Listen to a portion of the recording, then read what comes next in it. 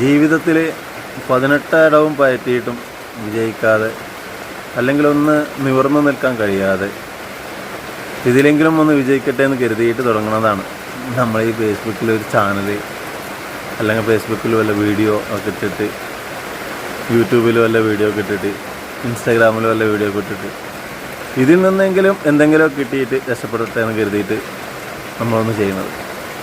എൻ്റെ വീഡിയോ കാണുന്ന ആൾക്കാരൊക്കെ സപ്പോർട്ട് ചെയ്യുന്നുണ്ട്, എൻ്റെ മക്കളെയൊക്കെ സപ്പോർട്ട് ചെയ്യുന്നുണ്ട്. പക്ഷേ നാട്ടിലുള്ള കുറച്ച് ആളുകൾ, എല്ലാവരും ഇല്ല കേട്ടോ, നാട്ടിലുള്ള ഒരുപാട് ആൾക്കാർ നമ്മൾ സപ്പോർട്ട് ചെയ്യുന്നുണ്ട്. കുറച്ച് ആളുകൾ കളിയാക്കലും പരിഹസിക്കലും ചില സംസാരങ്ങളൊക്കെ ഉണ്ടല്ലോ. ഇപ്പോൾ കുറച്ച് ദിവസം മുന്നേ കടയിൽ പോയപ്പോൾ കടയിൽ നിന്ന് പറയാം, ഒരാൾ പറയാം എന്നെക്കൊണ്ടിപ്പോൾ ഫേസ്ബുക്കും ഓപ്പൺ ആക്കാൻ കഴിയണില്ല. ഒരാൾ പറയാണ് ഞങ്ങൾ നെറ്റ് കയറ്റി പൈസ കയറ്റണത് ഇതുപോലുള്ള കോമിക്കുകൾ കാണാനല്ല. അതുപോലെ എൻ്റെ മകൻ കടയിലേക്ക് പോയപ്പോൾ, സാധനം വാങ്ങാൻ പോയപ്പോൾ മകനോട് പറയണമല്ലോ, നിനക്ക് ഇതൊന്നും ചെയ്യാൻ നാണമില്ലേ, നിനക്കും നിൻ്റെ വാപ്പാക്കൊന്നും നാണക്കേടില്ലേ? ഞങ്ങളെ നാണക്കേടിന് വേണ്ടിയിട്ടൊന്നും ചെയ്യണമല്ലോ കേട്ടോ. ജീവിതത്തിൻ്റെ ഒരുവിധം മേഖലയിലൊക്കെ ഒരുവിധം സാധാരണക്കാരൊക്കെ ഏതെങ്കിലും മേഖലയിലൊന്ന് ക്ലച്ച് പിടിച്ച് കിട്ടിയാൽ, ഒരു പിടിവള്ളി കിട്ടിയാൽ രക്ഷപ്പെടട്ടെ എന്ന് കരുതിയിട്ടൊക്കെ ചെയ്യുന്നതാണ് ഇതുപോലുള്ളതൊക്കെ. നിങ്ങൾ പരിഹസിക്കുമ്പോൾ ഞങ്ങളുടെ പ്രതീക്ഷയാണ് നഷ്ടപ്പെടുന്നത്. ഇതുപോലുള്ള സാധാരണക്കാർക്ക് നഷ്ടപ്പെടുന്നത് എന്താണെന്ന് പ്രതീക്ഷകളാണ്. ആ പ്രതീക്ഷകളാണ് നിങ്ങളിരുന്ന് വട്ടമിരുന്ന് കളിയാക്കുന്നതും, അല്ലെങ്കിൽ കൊലായിലിരുന്ന് കളിയാക്കുന്നതും. നമ്മുടെ പ്രതീക്ഷകളെ തകർക്കുകയാണ്. ഒരാൾക്കൊരു പ്രതീക്ഷ വെച്ച് എന്തെങ്കിലുമൊക്കെ ഒരു പ്രതീക്ഷ വെച്ചിട്ട് ഇതിൽ നിന്നെങ്കിലും രക്ഷപ്പെടട്ടെ എന്ന് കരുതിയിട്ട് തുടങ്ങുമ്പോൾ അതിനെല്ലാം തല്ലിക്കിടത്താൻ നിൽക്കാതെ, സപ്പോർട്ട് ചെയ്തില്ലെങ്കിലും കൂടെ നിന്നില്ലെങ്കിലും ഈ പരിഹാസം കളിയാക്കലൊക്കെ ഉണ്ടല്ലോ, അതൊക്കെ നല്ല വേദനയാണ്. എനിക്കൊരുപാട് കൂട്ടുകാരുണ്ടായിരുന്നു, ഒരുപാട് ഫ്രണ്ട്സ് ഉണ്ടായിരുന്നു. എല്ലാം ഒഴിവാക്കി തനിച്ചിരിക്കണത് എന്തായാലും നമ്മുടെ ശൈലിയും നമ്മുടെ സംസാരവും നമ്മുടെ രീതിയൊന്നും മാറ്റാൻ കഴിയില്ല.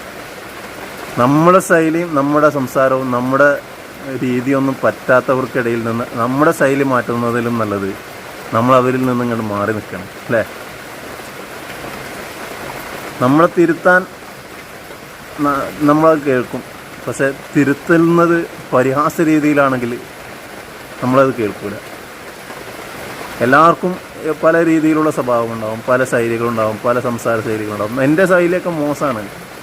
കാരണം ഞാനൊരു വാപ്പയില്ലാതെ ഉമ്മയില്ലാതൊക്കെ വളർന്നു. വാപ്പ ഉണ്ടായിട്ടും വാപ്പ ഇല്ലാത്ത സ്നേഹം കിട്ടാത്ത, ഉമ്മാക്ക് മാനസിക രോഗിയായിരുന്ന എൻ്റെ ഉമ്മയുടെ സ്നേഹമൊന്നും കിട്ടാതെ ഞാൻ സ്വയമായിട്ട് ശൈലി എൻ്റെ രീതിക്ക് എൻ്റെ ജീവിതം എൻ്റെ ശൈലിക്ക് പഠിച്ചെടുത്തതാണ്.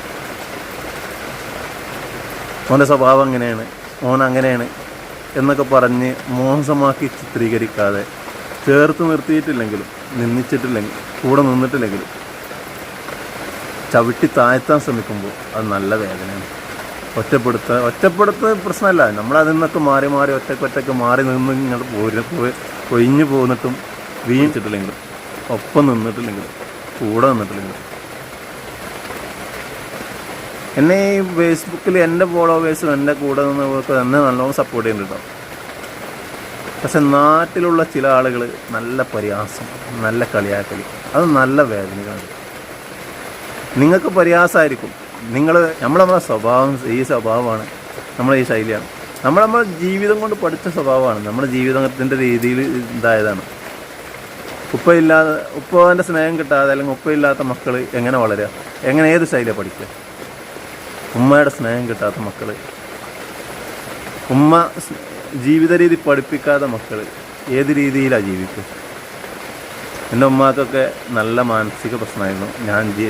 എൻ്റെ ചെറുപ്പപ്രായത്തിലൊക്കെ, ഞാൻ വളർന്നു വരുന്ന ഈ പ്രായത്തിൽ ഉമ്മ എന്ന് വിളിച്ചത് തിരിച്ചു വിളിച്ചിട്ടില്ല. തിരിച്ചു വിളിക്കാൻ എന്താ മോനെ എന്ന് വിളി ഞാൻ കേട്ടിട്ടില്ല, ഉപ്പയുടെ വിളിയും കേട്ടിട്ടില്ല. അപ്പോൾ നമ്മളെന്താ പറയുക, നമ്മൾ എങ്ങനെയെങ്കിലും ഒന്ന് രക്ഷപ്പെടുത്താൻ കരുതിയിട്ടാണ് ഇതൊക്കെ ചെയ്യണത്. പരിഹാസം കേട്ട് മടുത്തിട്ട് നമ്മളെല്ലാത്തുനിന്നും ഒഴിഞ്ഞൊഴിഞ്ഞ് പോയി നമ്മളെ ജീവിതത്തിലേക്ക് മാറി.